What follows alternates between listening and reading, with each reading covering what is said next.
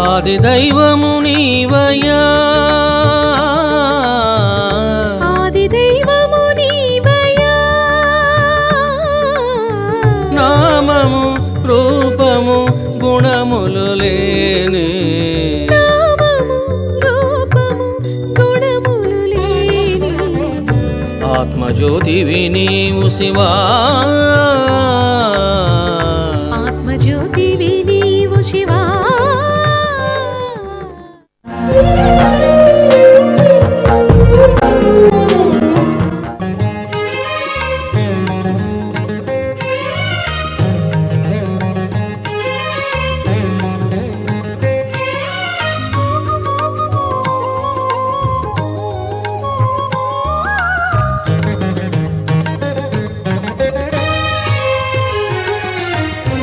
మంగళదామా మహనీయుడా మంగళదామా మహనీయుడా జీవుల సద్గతికై నీవు అవతరించితివి జీవుల సద్గతికై నీవు అవతరించితివి మాయా మోహము తొలగించి మోక్షము నొసగే దేవా మాయా మోహము తొలగించి మోక్షము నొసగే దేవా దేవా శిరిడి దేవా సా సా నిదమణి నిదమగ సా సా నిదమని నిదమగ ధని ధని సరి సరి రి మగరి సా దని దని సరి సరి రి మగరి సా సా సా నిదమణి నిదమగ ధని ధని సరి సరి రి మగరి సా సా సా నిదమని నిదమగ దని దని సరి సరి రి మగరి సా గమదని సా నిదని సరి ధని సరిగా ధని గరి సా గమదని సా నిదని సరి దని సరిగా దని గరి సా సని నిదమ మగ గారి స ధని గరి స సని నిదమ మగ గారి స దని గరి సా మంగళదామ మహనీయుడా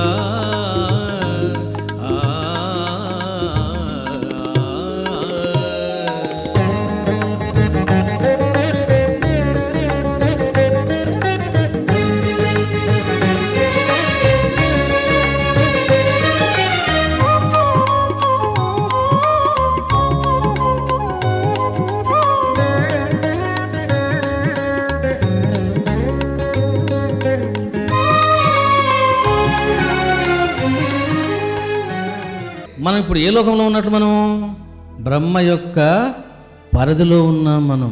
ఎందుకు? ఆయనకు 14 లోకాలు ఉన్నాయి. ఆ 14 లోకాలు మన మధ్యలో ఉన్నాం. మన మధ్యలో ఉన్నాము. కింద ఉన్నాయి 7, పైన 6 ఉన్నాయి. మొత్తం 14 లోకాలు. మరి ఈ పైన ఎవరున్నారు అని అంటే చూసారా, బ్రహ్మలోకము 1 to 14. బ్రహ్మ యొక్క పైన విష్ణువు లోకం ఉంటుంది. దాన్నే నీకు వైకుంఠం ప్రాప్తి నాయనా అంటూ ఉంటారు. చూసారా, ఈ వైకుంఠం మరి ఎన్ని లోకాలు అంటే అది కూడా 14 లోకాలు. ఆ విష్ణువు యొక్క పైన రుద్రలోకం ఉంటుంది. దాన్నే కైలాసము అని అంటారు. వైకుంఠ ప్రాప్తిరస్తు, కైలాస ప్రాప్తిరస్తు అంటుంటారు బ్రాహ్మణులు. అవి రెండు పక్కపక్కనే ఉన్నాయా? పక్కపక్కన లేవు. వైకుంఠం పైన ఉంది కైలాసం. మరి అదెన్ని లోకాలు అంటే 28 లోకాలు. 14 + 14 28. 29 లోకం స్టార్ట్ అవుతుంది రుద్రలోకం. 29 నుంచి స్టార్ట్ అవుతుంది అది. కాబట్టి 14 + 14 + 28 రుద్రలోకము అక్కడికి అయిపోయింది. అంటే 56 లోకాలు అయిపోయినాయి. 14 + 14 28, 28 + 28 56 అయింది. 57th లోకం స్టార్ట్ అవుతుంది. ఏమిటది? That is called the Maheshwara లోక.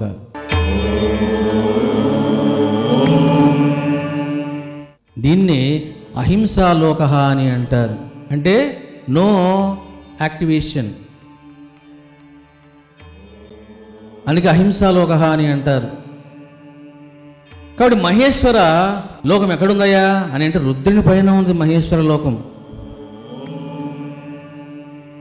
అతని పైన ఉన్నాడు ఎవరు? సదాశివుడు. వాడు 14 లోకాలు బ్రహ్మ, ఆ పైన బ్రహ్మ 14 లోకాలు, ఆ పైన 28 లోకాలు వచ్చేసి ఈ యొక్క రుద్రుడు. అతని పైన ఉన్నాడు సదాశివుడు. సదాశివుని పైన శివుడు ఉన్నాడు. ఇంకా శివుడికి లోకం లేదు. చూసారా? సదాశివుడు వరకే సంసారము లోకాలు. ఈ సదాశివుడు మహేశ్వరుని కూడా సంసారాలు ఉండవు. ఎందుకు? అక్కడ నో యాక్టివేషన్. అంతా కూడా అతి సూక్ష్మము సూక్ష్మం. సదాశివ లోకం అంతా కూడా అతి సూక్ష్మ లోకము అంటారు.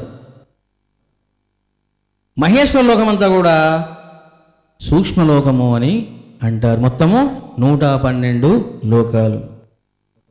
ఈ రకంగా బ్రహ్మ విష్ణువులు నేను గొప్ప అంటే నేను గొప్ప అని వాదించుకోవడము, యుద్ధము చేయడము, అహంకారానికి గురి కావడము. సాక్షాత్తు సదాశివుడు మహా అగ్నిలింగ రూపంలో ప్రత్యక్షమై వాళ్లకు అద్భుతమైనటువంటి బోధ చేయడము, సత్యాన్ని లోకానికి అందించడము, బ్రహ్మ విష్ణు రుద్ర మహేశ్వర సదాశివ ఈ తత్వాన్ని లోకానికి అందించడము, ఇవన్నీ కూడా జరిగింది. ఇవన్నీ కూడా మనం శ్రవణం చేసాం. ఎప్పుడైతే ఇదంతా జరిగిందో ఇంకా బ్రహ్మ విష్ణువులు చేతులు కట్టుకున్నారు. చేతులు కట్టుకుని ఎంత అపరాధం మేము చేశాం అని చెప్పేసి ఇద్దరు కూడా చక్కని సంకీర్తన చేశారు బ్రహ్మ విష్ణువులు. మోహన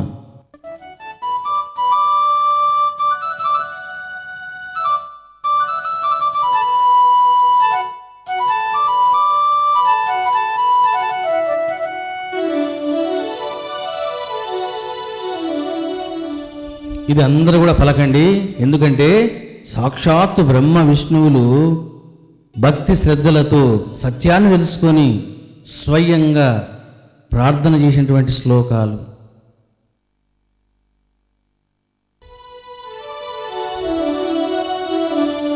నమో నిష్కలారూపాయ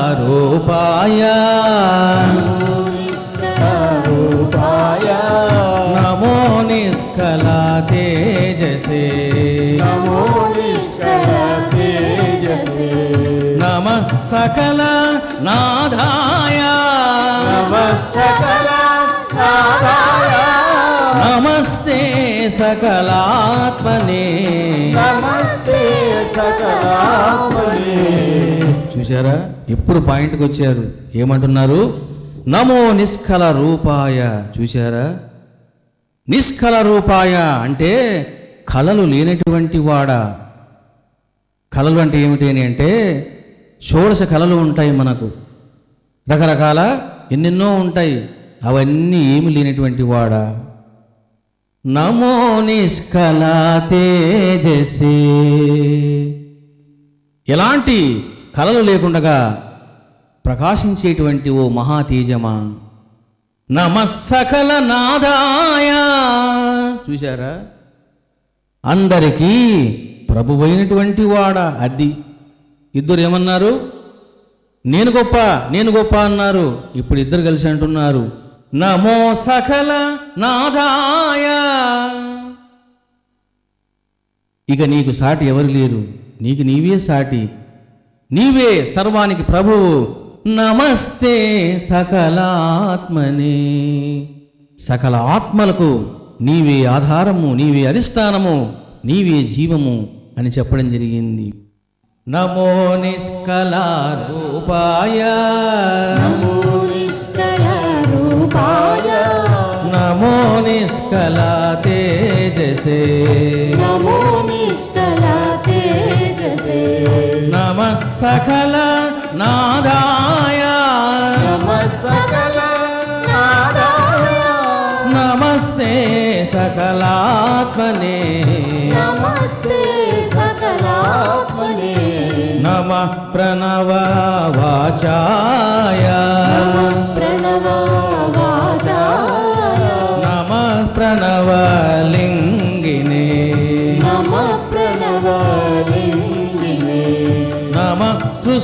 సృష్ట్యాదికర్తే చ సృష్ట్యాదికర్తే చ నమః పంచముఖాయతే. నమః పంచముఖాయతే. చూశారా? నమః ప్రణవవాచ్యాయ, ప్రణవ స్వరూపమైనటువంటి ఒక మహాశివ. నమః ప్రణవ లింగినే, అది ప్రణవాన్ని స్వరూపంగా కలిగినటువంటి వాడా. చూశారా? పాదరసలింగము అని అంటాం మనం. What is that meaning? That లింగ ఇస్ నథింగ్ బట్ పాదరసం. ఇది సువర్ణలింగము అని అంటాం. దట్ లింగం ఇస్ నథింగ్ బట్ గోల్డ్. చూశారా? ప్రణవలింగినే అని అంటే ప్రణవమే స్వరూపంగా కలిగినటువంటి వాడ. ఇవి ఆత్మ సాక్షాత్కారం పొందితే తెలుస్తుంది ఆ ప్రణవం అంటే ఏమిటి, శివుడు అంటే ఏమిటి అని. ఇవన్నీ నేను అనుభవించాను. అందుకే ఆ శాస్త్రాలు చదువుతుంటే అలా అర్థమైపోతూ ఉంటాయి అంతే. నమ ప్రణవ లింగినే, నమః ప్రణవ లింగినే, నమః సృష్ట్యాదికర్తే చ. నమః సృష్ట్యాదికర్తే చ. చూశారా? నమః సృష్ట్యాది కర్తే చ. సృష్టి, స్థితి, లయ, తిరోభావ, అనుగ్రహం అనేటువంటి వాటిని చేసేటువంటి వాడా. నమః పంచముఖాయతే, అది పంచముఖాలు కలిగినటువంటి పరమశివ అని చెప్పడము జరిగింది. పంచబ్రహ్మ స్వరూపాయ, పంచబ్రహ్మ స్వరూపాయ, పంచకృత్యాయతే నమః. పంచకృత్యాయతే నమః. ఆత్మనే బ్రహ్మనే తుభ్యం, ఆత్మనే బ్రహ్మణే తుభ్యం, అనంత గుణ శక్తయే. అనంత గుణ శక్తయే. చూశారా? పంచబ్రహ్మ స్వరూపాయ. ఏమిటా పంచబ్రహ్మలు? ఇందాక మీకు నేను చెప్పాను. ఈశానాయ, తత్పురుషాయ, అఘోరాయ, వామదేవాయ, సద్యోజాతాయ. ఇవి పంచబ్రహ్మలు. పంచకృత్యాయ తే నమః. ఆ 5 పనులు చేసేటువంటి మహాదైవమా, ఆత్మనే బ్రహ్మణే తుభ్యం. చూశారా? ఇక నీవు సాక్షాత్తు ఆ పరబ్రహ్మానివి, అనంత గుణశక్తియే. అది అనంత గుణ శక్తయే, అనంత గుణములు ఉన్నటువంటి వాడా, శక్తి ఉన్నటువంటి వాడా అంటూ ఫైనల్గా ఇలా అంటూ ఉన్నారు. సకల కళారూపాయ, సకల కళారూపాయ, శంభవే గురవే నమః. శంభవే గురవే నమః. ఇది స్తుత్వా గురుం పదైః, ఇది సుత్వా గురుం పదైః, బ్రహ్మ విష్ణుశ్చ నేమతుః. బ్రహ్మ విష్ణుశ్చ నేమతుః. అది సకల కళ రూపాయ, అది సకల స్వరూపాలు ధరించేటువంటి ఓ దైవమా. శంభవే గురవే నమః. శంభో మహాదేవ. ఇది స్తుత్వా గురుం పదైః. చూశారా? బ్రహ్మ విష్ణుచ్చ నేమతుః. ఇప్పుడు వాళ్ళు సరైనటువంటి జ్ఞానముతో, ప్రేమతో వాళ్లకు గురువైనటువంటి సదాశివుడిని కీర్తించడం జరిగింది అని చెప్పడం జరిగింది. చూశారా? అందుకే గురు బ్రహ్మ శ్లోకములోన ఇదే మనకు తెలుస్తుంది. గురు బ్రహ్మ గురు విష్ణు గురుదేవో మహేశ్వర. అది ఇక్కడ ఏమిటి అర్థం? గురు బ్రహ్మ, గురువే బ్రహ్మము అంటూ ఉంటారు. నో, గురు బ్రహ్మ, బ్రహ్మకు గురువైనటువంటి వాడా. గురు విష్ణు, చూసారా? విష్ణు గురువైనటువంటి వాడా. గురుదేవో మహేశ్వర, మహేశ్వరుడు కూడా గురువు అయినటువంటి వాడా? గురు సాక్షాత్. అది గురువు సాక్షాత్ ఎవరు? హూ ఇస్ ద గురు అని అంటే గురు సాక్షాత్ పరబ్రహ్మ. అది పరబ్రహ్మ ఇస్ నథింగ్ బట్ శివం అన్నది నిగూఢమైనటువంటి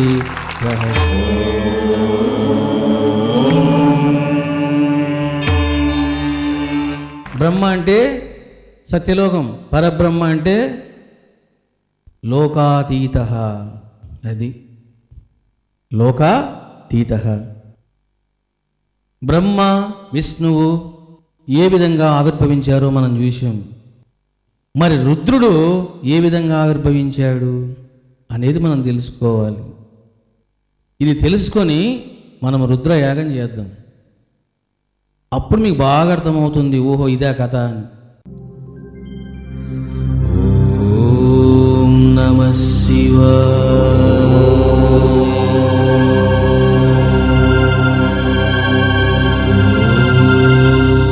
ఓం సాయి శివాయ.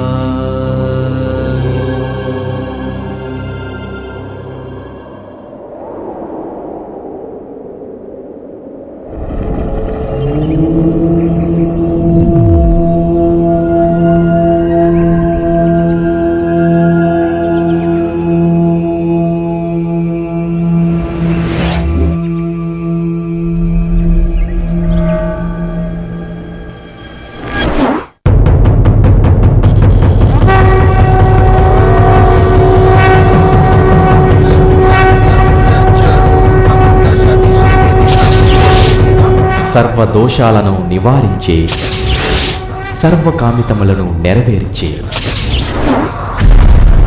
11 కుండాలతో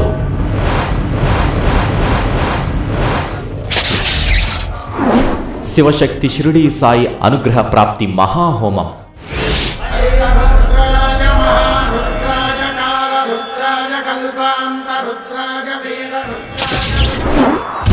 ఇష్టకామ్య సిద్ధి,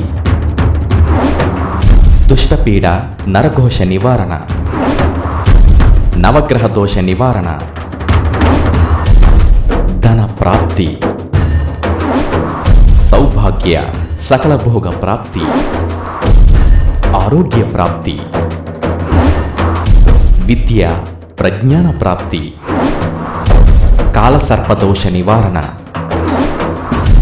కష్టనష్ట దుఃఖ నివారణ, అష్టైశ్వర్య ప్రాప్తి, బ్రహ్మజ్ఞాన ప్రాప్తి, దైవాపరాధ దోష నివారణ, గురు అపరాధ దోష నివారణ.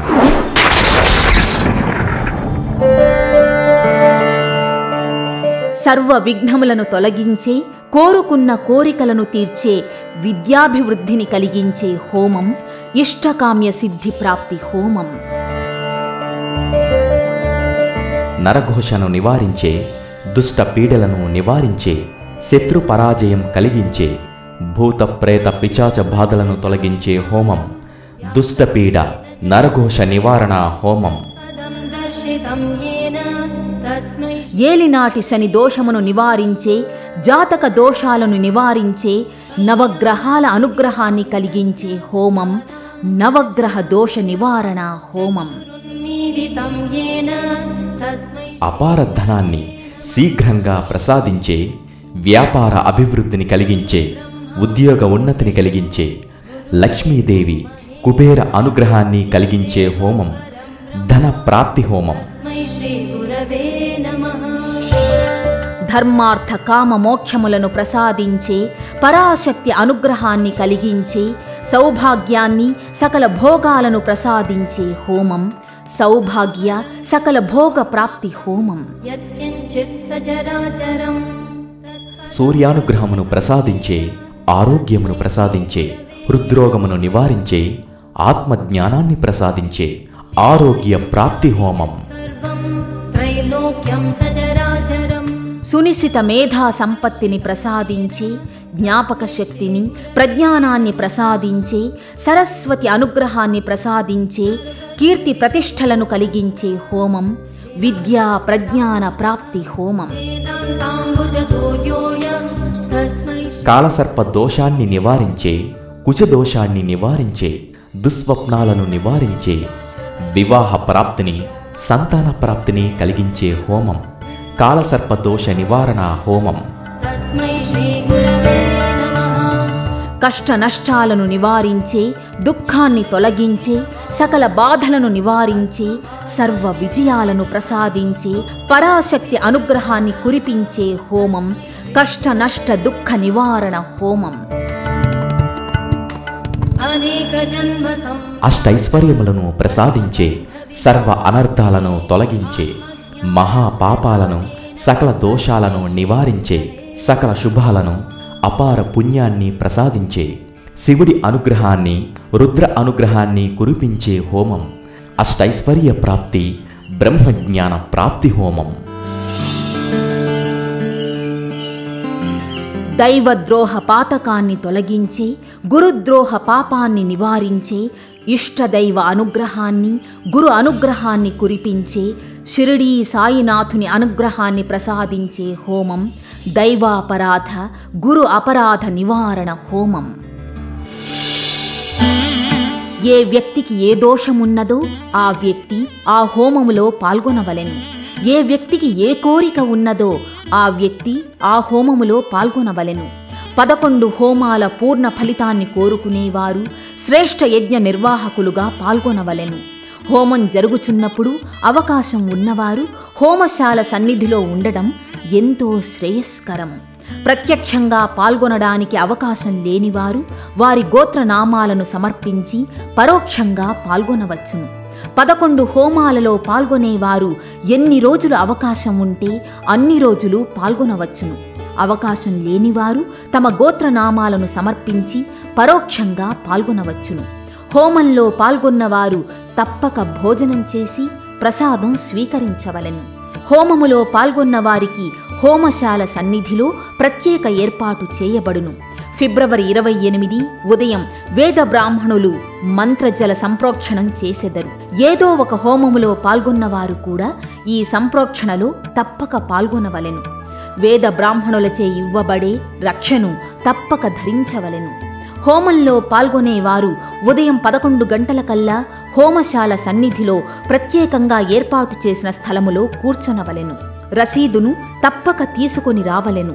రసీదు లేనిచో ప్రవేశం లేదు. మైల ఉన్నవారు ఈ యజ్ఞములో పాల్గొనకూడదు.